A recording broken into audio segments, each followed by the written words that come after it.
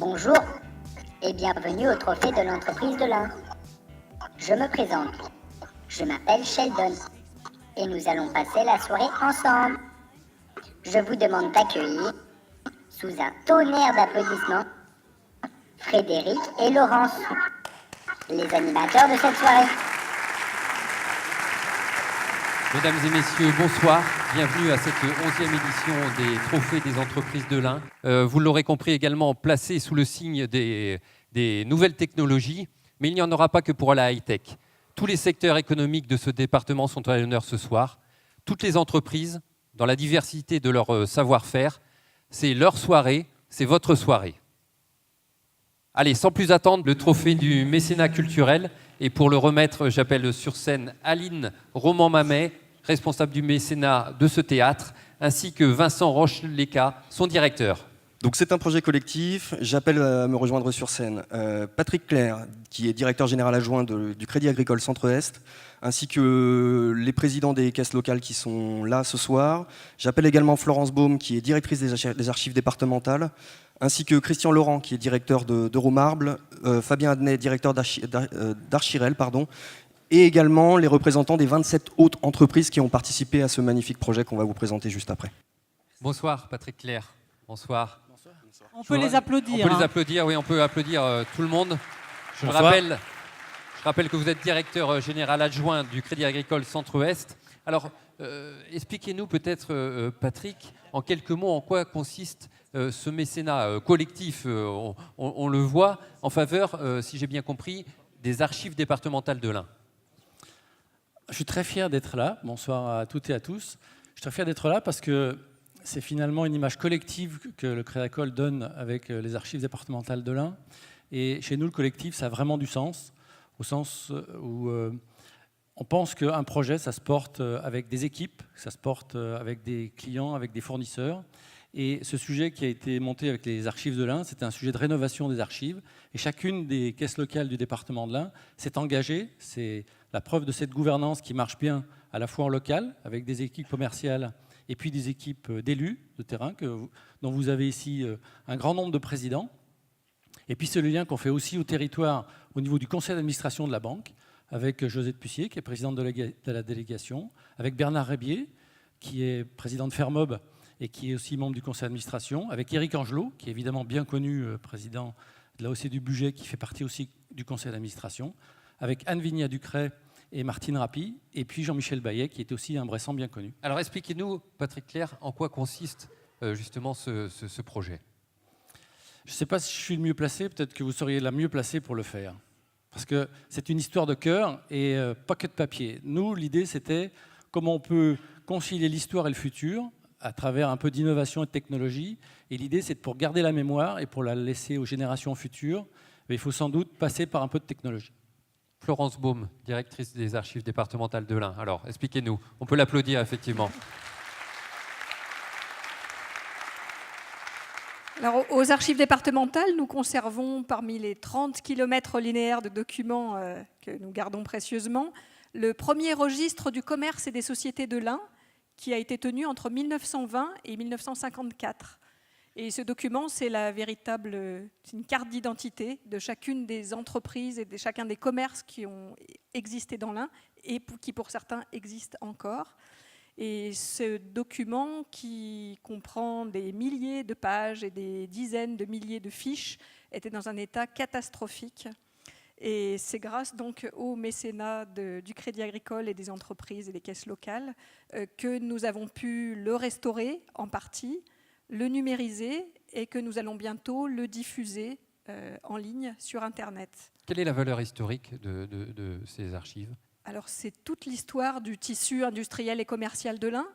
Donc, pour nous, c'est à la fois un plus parce que les besoins en restauration, en numérisation sont immenses. Monsieur le Président du Conseil départemental qui est ici ce soir le sait. Mais en plus, ça nous permet aussi de faire le lien entre ce patrimoine écrit qui est souvent considéré comme un peu vieux et un peu dépassé et la vie économique, parce que ça intéresse beaucoup d'entreprises de savoir d'où ils viennent, quand est-ce qu'ils ont été créés, fêter un anniversaire, s'ancrer dans le passé pour aller plus loin, c'est important aussi. Pour savoir où on va, il faut savoir d'où l'on vient. Patrick Clerc, peut-être une dernière question. Quel intérêt pour le Crédit Agricole de participer à un tel projet? Qu'est-ce que ça vous apporte? Qu'est-ce que ça rapporte? Ce que ça rapporte, j'en sais rien. Ce que ça apporte, c'est beaucoup de plaisir. D'abord parce qu'on rencontre des gens formidables qui ont une passion chevillée au cœur. C'est la passion de l'histoire de leur territoire, de l'économie du territoire. Et puis, ça apporte aussi, je pense, beaucoup de liens parce que chacune des caisses locales a fait l'effort de trouver une entreprise qui pourrait être mécène d'une opération pour restaurer une partie des archives. Et donc, c'est sur l'ensemble du territoire qu'on a créé du lien. Et ça, je pense que c'est essentiel. Alors justement, on va passer la parole à 2 entreprises qui participent à ce projet, à commencer par Fabien Adnet, le dirigeant de la société Achirel. Peut-être, Monsieur Adnet, présentez-nous un petit peu d'abord peut-être votre entreprise en 2-3 mots.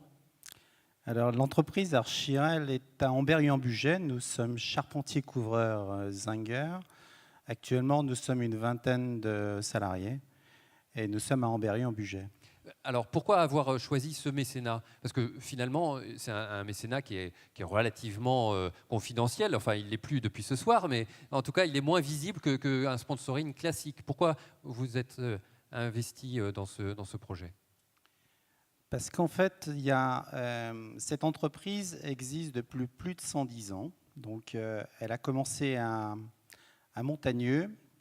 A toujours été charpentier, mais construisait des bateaux et également des cercueils. Ça, c'est le démarrage. 3 générations après d'Achirel, mon frère et moi avons racheté cette entreprise en 2008 et on essaye de continuer à la faire perdurer dans la tradition et dans la modernité, puisqu'on investit beaucoup, et qu'on veut continuer l'histoire sans de rupture. Donc, on ne s'appelle pas Achirel, mais le nom est pérenne et continue à avancer dans l'histoire. Très bien. Alors, vous êtes sans doute l'un des plus anciens mécènes de ce dispositif, Monsieur Clerc, je crois que je ne me trompe pas. Et il y a des nouveaux venus aussi, parmi lesquels Christian Laurent, le dirigeant de la société Euromarbre. Alors, je crois qu'il est là, voilà. Bonsoir, Monsieur Laurent. Bonsoir. Alors, vous, dites-nous un petit peu quelle est l'activité de votre entreprise pour commencer. Donc, notre entreprise, notre métier, c'est d'extraire, de transformer la pierre naturelle locale. Donc, c'est ce qui nous a attirés vers les archives départementales, c'est-à-dire un attachement au territoire. Et nous, si on existe aujourd'hui, c'est grâce au territoire et à sa richesse, puisqu'on vend des morceaux du sous-sol, on va dire, local. Et c'est ça qui fait qu'on existe et qu'on résiste par rapport à une concurrence internationale aujourd'hui. Et c'est grâce à toute l'histoire qui s'est créée par nos anciens, par toute l'histoire de l'extraction de la pierre qu'il y a eu dans le département de l'Ain, puisque le département de l'Ain, c'est une des régions françaises qui est réputée pour avoir les pierres les plus dures, les pierres de construction les plus dures. Parmi les noms connus et reconnus, la pierre de Villebois, la pierre d'Hauteville, la pierre de Chandor notamment, qui sont encore exploitées aujourd'hui, d'autres qui ne le sont plus. Mais voilà, donc c'est un petit peu notre métier aujourd'hui, donc le travail de ce matériau local. Et pourquoi pourquoi avoir participé à ce projet de mécénat? Alors déjà, on a été sollicité donc par Josette Pussier du Crédit Agricole. Le Crédit Agricole, avec qui on a des très bons rapports, et c'est un vrai partenaire pour nous. Donc, quand on est sollicité par un partenaire auprès duquel on se sent proche, eh bien, on a envie de participer. Et puis après, comme je disais, l'archive départementale, ça veut dire le territoire et l'histoire. Donc, dans les archives, on retrouve beaucoup d'archives sur ce qui s'est passé dans la pierre, dans l'histoire de la taille de pierre. On extrait la pierre de Villebois depuis les Romains, la pierre d'Hauteville depuis 250-300 ans. Donc, on est obligé d'être dans les archives. D'accord. Très bien. Merci beaucoup, Monsieur Laurent. On vous laisse recevoir votre trophée. Alors, on n'a qu'un trophée, mais il va être bien évidemment collectif. Vincent Roche-Léca, si vous pouvez remettre peut-être le trophée à Monsieur Clerc.